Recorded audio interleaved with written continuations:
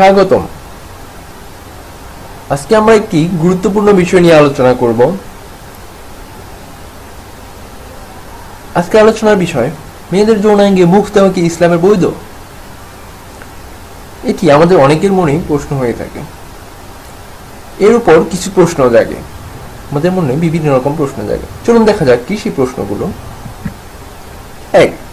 স্ত্রীর মুখে লিঙ্গে দেওয়া জায়েজ আছে কি? 2. বয়স যৌনাঙ্গে কি মুখ দেওয়া যাবে? ইসলাম কি বলে? যদি পারেন জানাবেন। 3. স্বামী তার স্ত্রীর যৌনি এবং স্ত্রী তার স্বামী চুষতে পারবে কি? চলুন জানা যাক উত্তরগুলো কি। উপরের প্রশ্ন তিনটি, কিন্তু মূলে জবাব একটি, তাই তিনটি প্রশ্নের জবাব একসাথে দিয়ে দিলাম। চলুন দেখা যাক সেই উত্তরগুলো। উত্তর, প্রথমত, মা আয়েশা সিদ্দিকা রাদিয়াল্লাহু বলেছেন, নবী করিম সাল্লাল্লাহু আলাইহি ওয়াসাল্লাম আমার যৌনাঙ্গ লজ্জাস্থান দেখেননি এবং আমিও নবী করিম সাল্লাল্লাহু আলাইহি ওয়াসাল্লামের যৌনাঙ্গ লজ্জাস্থান দেখিনি। তাছাড়া নবী করিম সাল্লাল্লাহু আলাইহি ওয়াসাল্লাম নিষেধ করেছেন লজ্জাস্থানে না তাকাতে, কেননা তাতে নাকি চোখের জ্যোতি কমে যায়। দ্বিতীয়ত, যৌনাঙ্গতে মুখ লাগানো এটি একটি পশুভিত্তিক আচরণ। যৌনাঙ্গতে মুখ লাগানো এটা সভ্য মানুষের আচরণ হতে পারে না। পশুদের হাত নেই বলেই তার সঙ্গিনীকে যৌনাঙ্গে মুখ দিয়ে উত্তেজিত করে।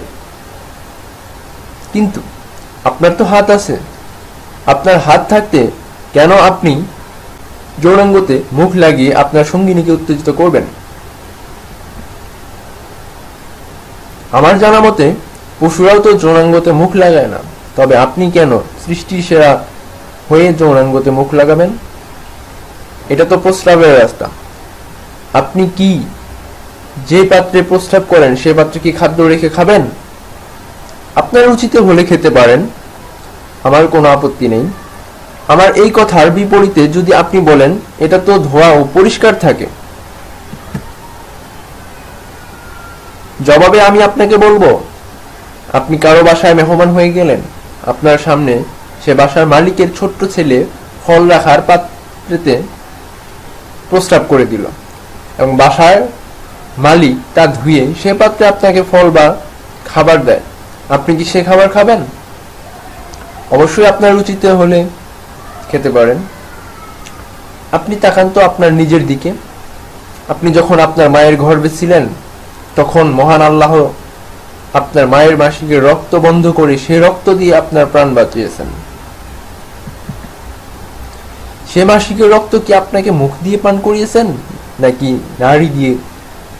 মহান আল্লাহ মাসিকের রক্ত নাড়ি দিয়ে আপনার দেহ প্রবেশ করিয়ে আপনার প্রাণ রক্ষা করেছেন। কেন করেছেন? উত্তর হচ্ছে, এই রক্ত যদি আপনার মুখ দিয়ে আপনার দেহে প্রবেশ করাতেন তাহলে আপনার মুখটা নাপাক হয়ে যেত। তাহলে আপনি দুনিয়াতে এসে অপবিত্র মুখ দিয়ে মহান আল্লাহর নাম নিতেন।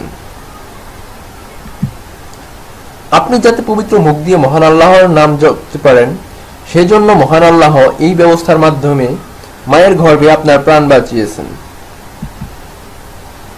তৃতীয়ত, যৌনাঙ্গতে মুখ লাগালে যৌনাঙ্গতে লেগে থাকা জীবাণু আপনার দেহে প্রবেশ করবে, তাতে আপনি অসুস্থ হওয়ার সম্ভাবনা আছে।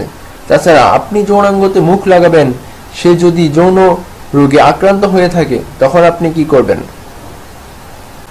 আপনার জীবনকে আনন্দময় করে তুলতে এবং বিভিন্ন স্বাস্থ্য বিষয়ক টিপস পেতে আমাদের চ্যানেল সাবস্ক্রাইব করুন। আমাদের ভিডিও ভালো লাগলে লাইক ও কমেন্টস করুন। ধন্যবাদ আমাদের সাথে থাকার জন্য।